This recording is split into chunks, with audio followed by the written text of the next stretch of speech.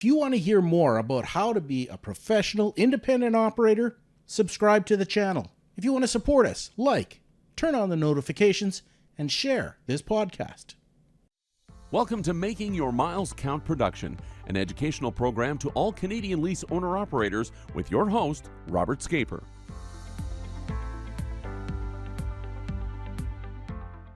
Chapter 9, final chapter in the book of Taxes, It's called, long title, The Canadian Charter of Rights and Freedoms, 1982, the Federal Accountability Act, 2006, and Driver Income Tax, 2007. Way to compact that into a small little title. But I'd like to talk about a story that happened to my wife and I when we were driving truck. We were on our way from Toronto to somewhere out west, and we stopped by Fort Frances, Ontario, and we parked the truck and opened the door, stepped down, and all of a sudden the smell just hit us like, woof, what in the world is this? We were relatively new. We only been in the industry a couple of years or something. I guess, what in the world? And we're both sort of wincing. My wife and I, we get into the truck stop, and I looked over at the guy behind the till and I said, "What is that smell?" And the guy goes, "What smell?" I said, "The smell. Can't you smell it?" He said, "I don't smell anything." And he goes, like this, nothing. And I says, "Come on, how can you miss it? It's like rotten eggs, you know." And he goes, "Oh," he says, the paper mill. He says, "I've lived here so long, I don't even smell it anymore." And that is an example of someone being immersed into something for so long that they don't realize what it actually looks like. I tell that story primarily because Canada Revenue Agency or the government bureaucracy, if someone works in a government office for an extended period of time, basically more than 2 to 3 years, they will either leave or they will get used to the smell. One of the two. I'm not sure what the numbers are. I know different provinces have different turnover at Canada Revenue Agency or government jobs, but realistically, there is turnover in the industry, and there is a certain amount of, you got to turn your ear and eyes off what's actually happening over there, and you just do your work in front of you, and you're there for a paycheck and your pension. Those two things, and that's pretty much it. Very few have their heart really put into what they're doing, and the like. And I'm a big fan of Dr. Dr. Deming. The Deming Award in Japan is the most prestigious award that an organization can get.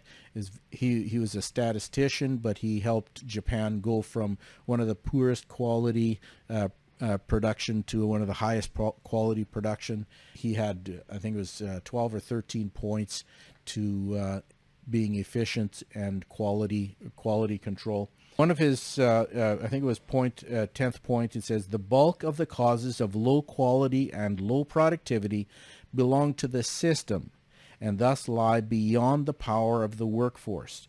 Remove barriers that rob the hourly worker of his right to pride of workmanship." Really what it's saying is, I think everybody wants to do a good job at whatever they're doing, whether it's driving truck or being a government worker or whatever. They want the pride of workmanship. But sometimes the system, the bureaucracy, the inequality, the injustice that we live in the job that we're doing, it pulls our heart away. It drains us of our energy and enthusiasm of it. What the chapter that in the book talks about is realistically, Canada Revenue Agency must see things from an equitable perspective. When they are giving some people in the citizen, like we said before, $48 a day, and the others are relegated down to $5-6 a day, that type of inequality, that 900% difference between one class of people and the other class of people, The Charters of Rights and Freedoms are very clear that we are all entitled to the same. Correct. To have a tax system that overburdens one industry or one people group disproportionately to another, that should not occur, in a free country like we have. Really, the only way to push back on it is to actually expose it and say, listen, let's do this correction. There's lots of inequalities that occur in society. I'm not going to be a lobbyist. I'm not going to lobby the government or anything like this. But I think it is somebody's responsibility to take this level of inequality and, if need be, go through the courts and show that, let's see what the Supreme Court would actually have to say about this level of inequality. At the lowest level, when we were talking about the inequality before, the judges were very clear. These kind of aberrations should not occur. Correct. But realistically, it hasn't been fully implemented, primarily because, well, first of all, accountants don't actually put any kind of attention to it, so I'll put attention to it. And let's see what happens in the next number of years or even decades. I'm not going anywhere. I love the industry. I'm not going to say I'm going to die in the industry, but I got a good 15, 20 years left before I put my feet up anywhere. I want to see where the full implication of this is. I come from a perspective. I gave my book to my professor, and I said, "Could you pre-read it before it's published?" And he sent it back after he read it, and he says, after reading it, it really comes across like you have a burr under your saddle. And I thought about it at the time. Well, yeah, you have to have a burr under your saddle. But realistically, I think I did have a little bit of a burr, but it was a little bit of paranoia too. Because when I ran the numbers, and when you're saying, okay, if it's fully implemented, we're talking hundreds of millions of dollars a year, it's highly controversial. I put a target on myself, and I was paranoid. There was a lot of things that I set up before I actually published the book. I made sure to protect myself legally, all sorts of things, because I thought for sure I was going to get targeted. And I do know, my book was sold in Ottawa. It went to the government, and I know they read it, and I know they said something, but they didn't do anything. Mm-hmm. Primarily because I think I was a very small firm, very inconsequential, and there was probably other things that they were looking at the time. And it's not just... I know they didn't want it to succeed, but at the time, from even a bureaucrat understands that their job is subject to who is elected in Ottawa.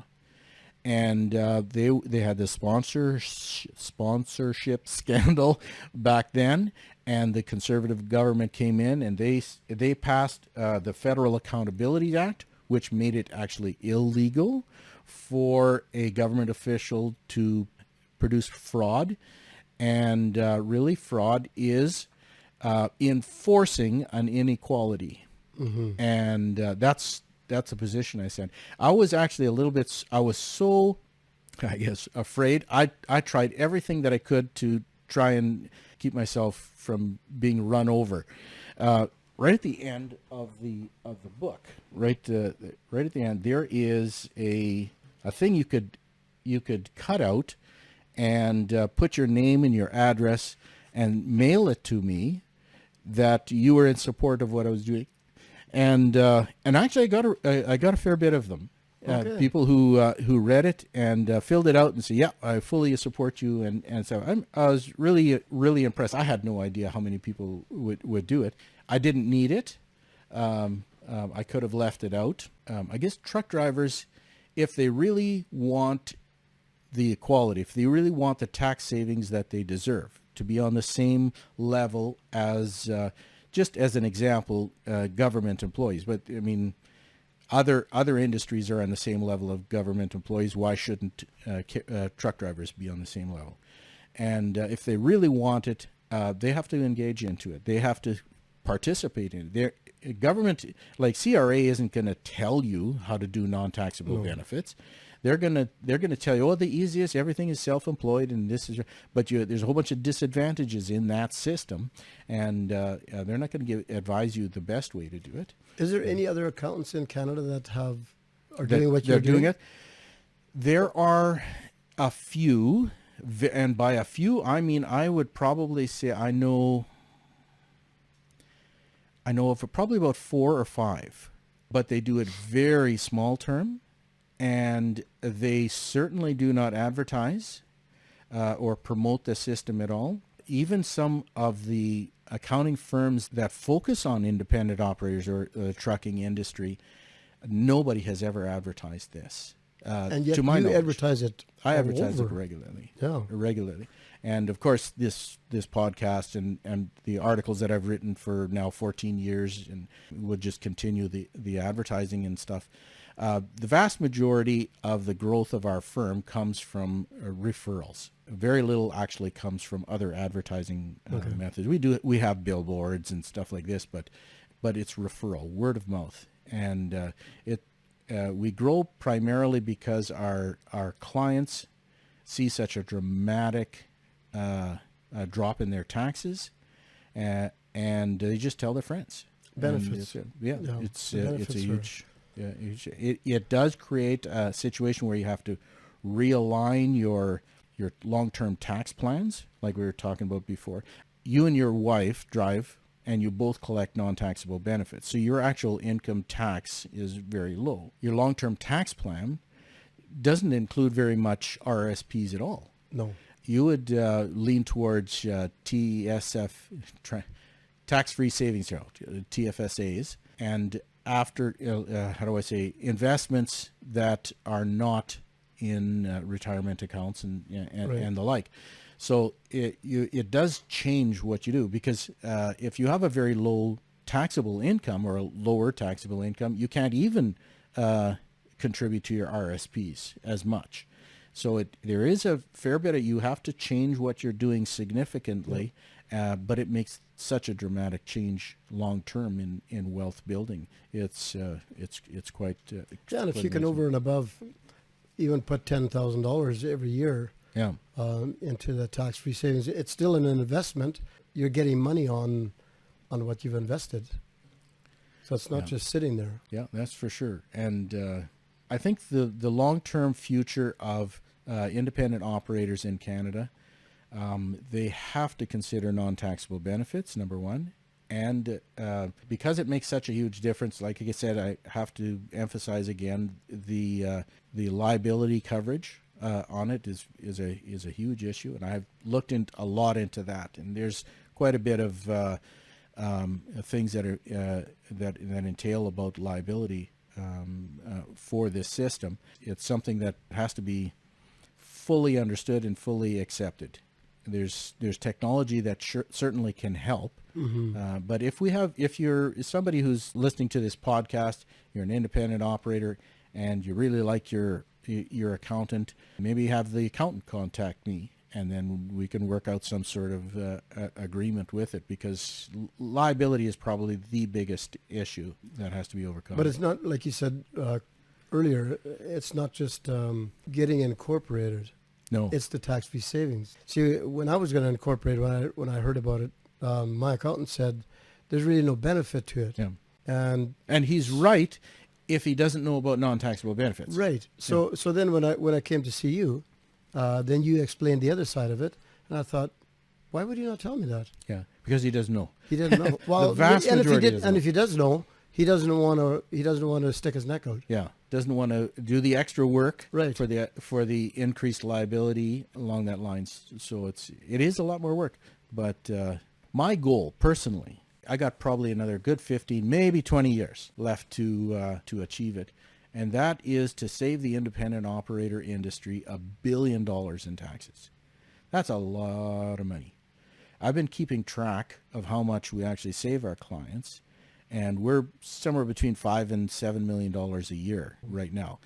Totally, since 2006, at this point, I think it's $63 million that we've saved people, which is a lot of money. But when you really look at it, $1 billion, that's 6.3%.